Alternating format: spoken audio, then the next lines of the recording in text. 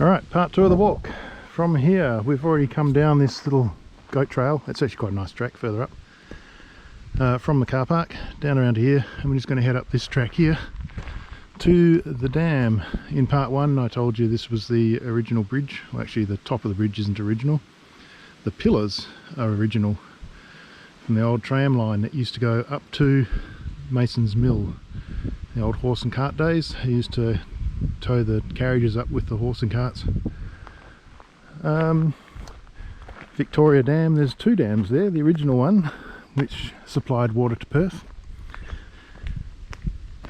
and then there's a new one further up. We get to see both of them. I need an electric bike, I reckon.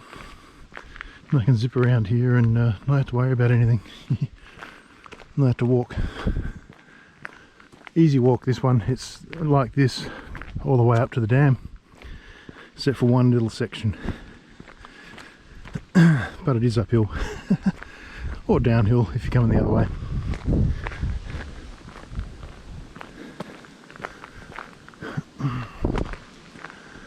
Alright, next stop. Oh, I don't know where. Alright. This is the track we're following. We're going uphill almost all the way, apart from the little bit that goes downhill, up to the dam. Now, in part one, you could see that there was a tram line that went up the way we walked down to this valley. But along here, there's certainly signs of an old road, which is very narrow, or a tram line, train line that went up through the forest here as well. Just over the next little ford that we've got to cross, on the left you'll see a very tight little flat piece that goes up the valley. Yeah, I'm puffing because I'm very unfit. But it's certainly worth a walk through here if you like the forest. Fresh air, not much else. There's usually lots of birds and things around. They seem to have avoided the place today.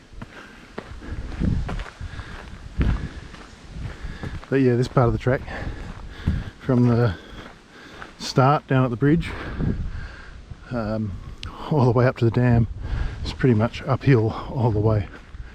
So it's a nice easy walk down. You can scramble over some rocky sections in part one, and then you hit this stuff, which is actually easy to walk on. Makes it a lot easier, but it's just a constant uphill walk. Good for the legs. Somewhere just around this corner there should be a creek crossing. I'll show you that when we get there. I was expecting to be a trickle of water coming over this, but not yet.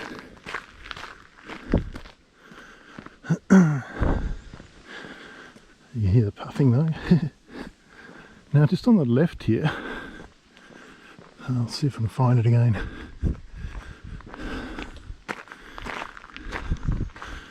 Oh, you can sort of see a flat patch just down in there. See if I can see further up. As you can see, it gets bitumised on the steeper bits to stop it from eroding.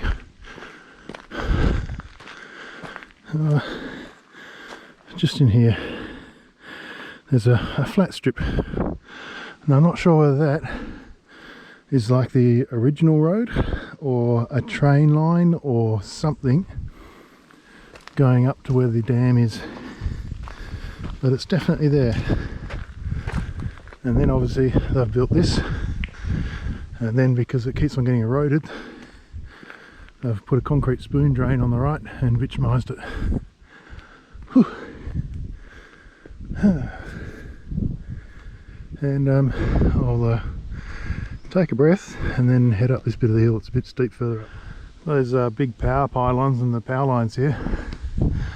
If you saw part one, we stopped at a car bay, parking bay, just next to these power lines. So we took off around the back of that hill, yeah, down the valley there and up this road here, and we're going to go up to the dam and then back up over there. So if I was wandering through the bush and got lost, I would head east hit these power lines, and there should be a service track along them. Follow that service track up the hill, and I should find my car at the top. But because I'm not lost, I'll follow this road. We've done about probably 4 k's to this point. And I've been stopping a fair bit, and I'm still puffing. There's a little hut just up here. Don't know what it was used for originally. There's nothing in it now. Old rammed earth hut. Whew.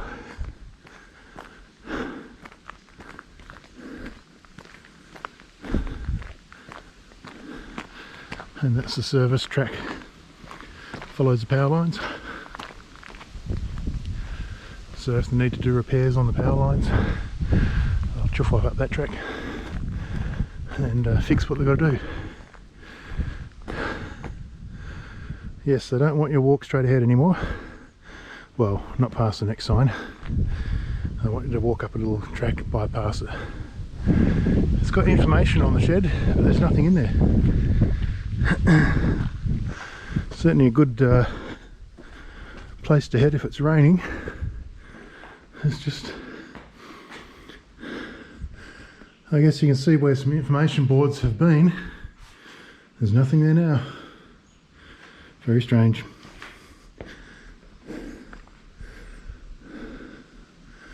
Anyway, we'll keep going up that way. No public access straight ahead. We've got to chuck a right here and go up the walk trail to Bickley, or the walk trail to Victoria Dam. They both point the same way, but the Bickley reservoir's back down the hill that way. Whew. Victoria Dam's up this way. Well, it's actually up that way too, but we can't go through there. That's an operational area. In that building there, I think, is their chlorinator, where they pump chlorine into the water to keep it safe for drinking. This little spot here, that actually looks like an old toilet block. So I'm wondering, somewhere around here might have been an old picnic area. I can't see anything. Certainly an open area down there a bit further. But yeah, don't know. And I haven't been able to find any online old maps of the area, which is a bit of a bummer. Anyway, we've got, oh, it doesn't tell us how far. That's interesting. Distance 4.5 kilometres to Bickley Reservoir, and we've got about 2 hours to get back up over this hill to my car. Anyway, we'll get to the old dam. There's a bit of an information board I'll show you down there. That's the chlorine station, or chlorinator, just below the dam. You can see just up through the trees maybe, and over here you can see the old dam wall. It comes across. We'll get up to that in a minute. So we're not allowed in that area or near that area, just in case there's a chlorine leak, because it goes to the lowest point, flows downhill, so it's not a very nice stuff. And you can see a little pipeline shooting up over the hill there. That probably goes up to Bickley and not Bickley, to Kalamunda, Pickering Brook, Carmel, and gives you a bit of water to those areas. Oh, I'm so unfit. I believe there's another pipeline that goes down the valley here as well, and that goes down into Bickley Reservoir down the bottom, and then through a pipeline all the way into Perth. But for us, we'll walk up this little side track to the base of the old dam, and there's an information board there. Alright, that's the old dam, Victoria Reservoir. It's been cut in the middle, and there's a piece of dam over there as well, the old wall. And up to the right there is the old overflow.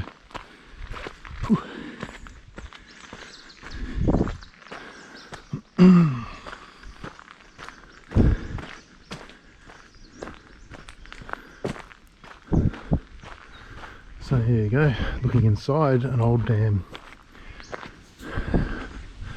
Used to go across there, came across here, and this is it. Sort of a concretey mix between two concrete outer walls. I just poured rocks and all sorts of stuff in there to make sort of an earth dam up, and then put this concrete wall up against it.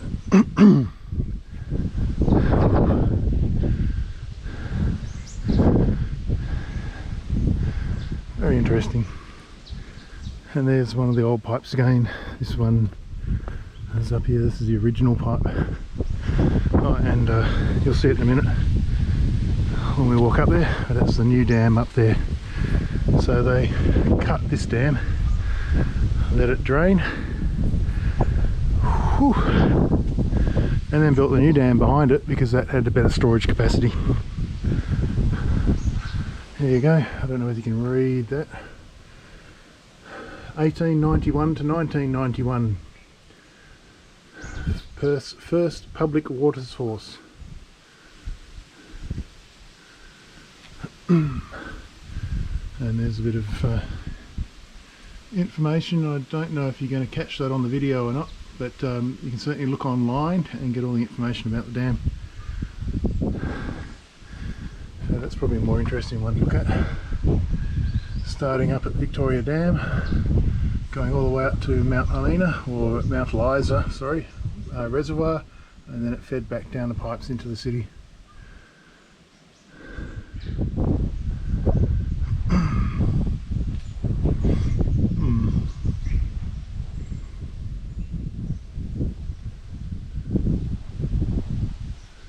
It shows the railway line coming up to there. It doesn't show anything up in here. That's a pity. And obviously a very old photo of the original dam. Okay, and information board with nothing in it. Now you can walk up that way. That will take you over a little crossing and then into the picnic area. But I'm going to walk this way and then start walking up the hill, and then you can see down into the picnic area and up to the dam, and get back to the car before the gates get closed. Okay. Oh yes, there's a toilet block over there that is usually open. That's the picnic area in that area at the base. You used to be able to drive in here, but they're not allowed to anymore, which is a pity. They seem to be doing that everywhere in the dams and the forest around here, closing it all off. You either got to walk in or forget about it. Alright, we'll go up the track a bit and see what we find for you. Alright, got a bunch of tourists up there.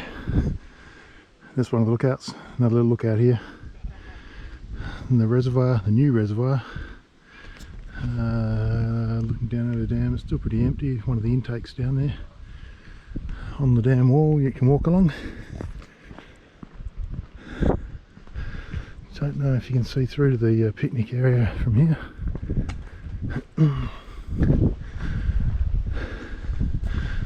A bit of grassy patch down there.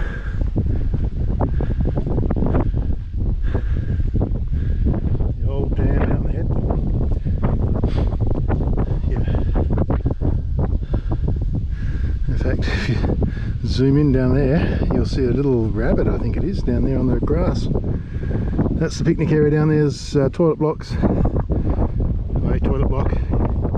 There used to be some tables and things down there as well, but I'm not sure. I haven't been down there for a while. And looking down the dam, that would make an excellent picture if it overflowed going down all those steps. But that's a long way off. There's rabbits down there. And obviously looking down the valley, down into Bickley Valley. A bit windy. And up over into the dam. Oh, lots of tourists. Alright, I'll walk out, the way back up to the cars up those steps there that they're coming down. Alright, just come up the stairs. To get back to the car, you go down that way. We are going to have a look out of this lookout. Hopefully that tourist group's gone by now, I think. Yep. Tree in the way. Oh, they're walking down to the old dam. There you go. built in 1991, I believe. It would be really good to watch water flow over those stepped walls there. It would look really special. And in fact you can see, you might not be able to, Perth in the distance down there, which is why they built the original dam and this dam, to supply drinking water to the town.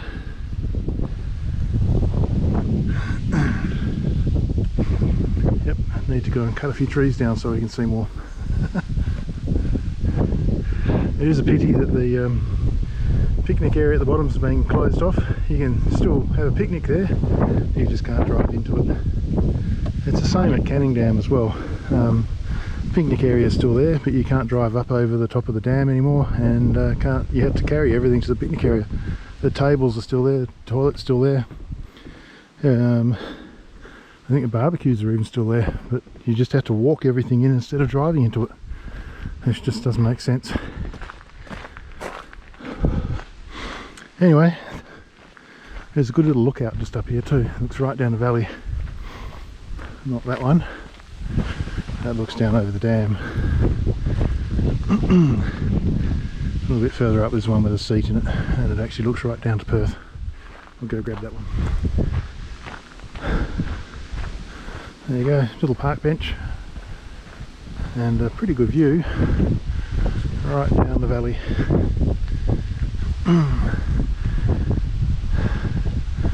Although, hang on,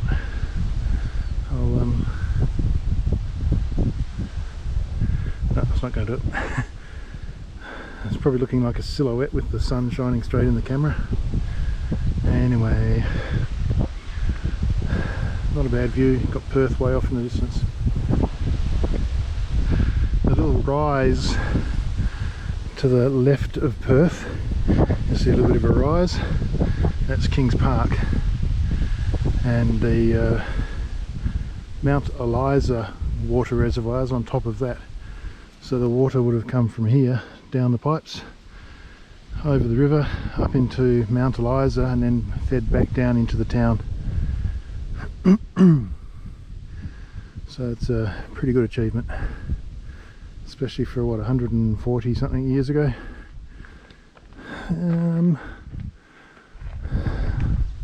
Alright, let's get back to the car. A little bit further up on the left here you've got the Rangers residence as well. Really good spot to live if you manage to get a job up here. I believe the reason they stopped people coming down into the dam to the picnic area, they said the road was too steep, too dangerous for people to drive down. And then you think, well, when they bring down trucks and things to go into the plant down there, they've got to come down the same hill and go back up the same hill, so what's the difference? I think it's just their way of making an excuse to stop people coming in and having picnics at the dams. Anyway, sort of do that through the forest all the way. Everywhere you look now it's like signs saying no entry, dieback area, not allowed in without permission, and all this sort of stuff. The stupid thing is they're blocking everyone from coming into the bushland. I can understand around the catchments here, but when you go down to Serpentine Dam and have a look up the catchment, they're mining right down to the waterline. But that's not doing any damage to the catchment area. That's our drinking water for the future. You know, they're mining it all out. That's going to create pollution for our drinking water. Anyway, and also the mining leases go right up to Mundaring, so all of this forest is going to get mined one day. But we, the public, the people of Perth, are not allowed to go into the forest anymore. Yet they're allowed to mine it. Seems like the government's protecting the forest for the mines and not for the people. Good little walk track, this one actually. Up and down a little bit.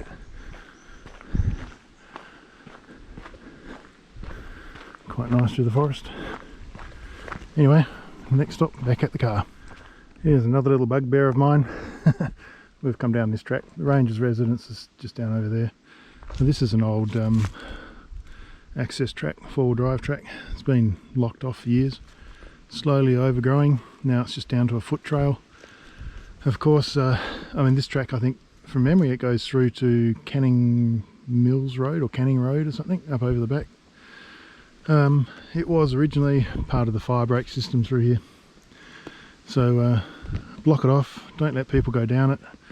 All of a sudden it overgrows. Next time they have a fire in the area, they are screwed, because they can't use this to backburn from or as a fire break to control a burn. The burn's just going to go straight over that.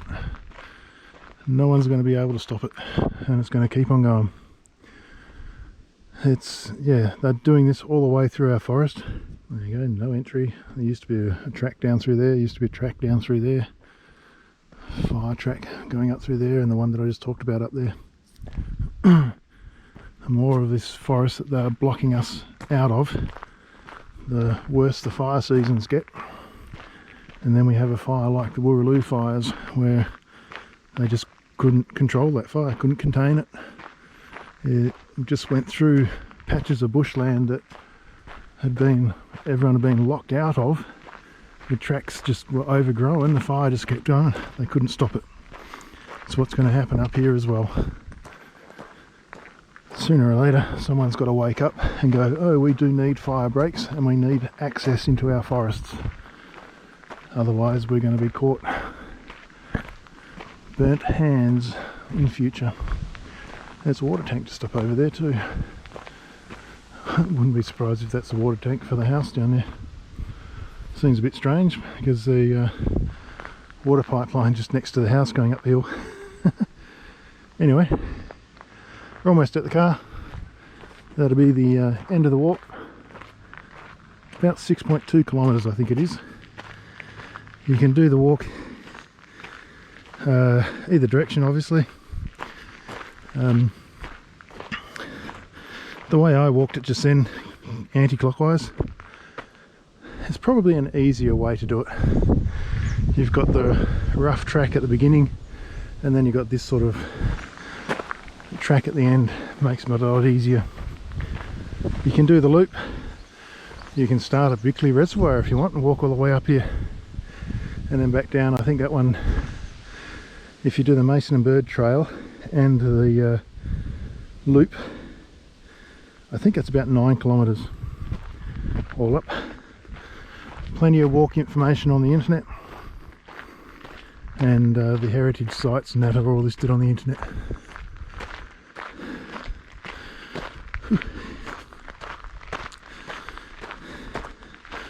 Alright, well, I think my car's still up there if it hasn't been taken. I shall catch you on the next walk.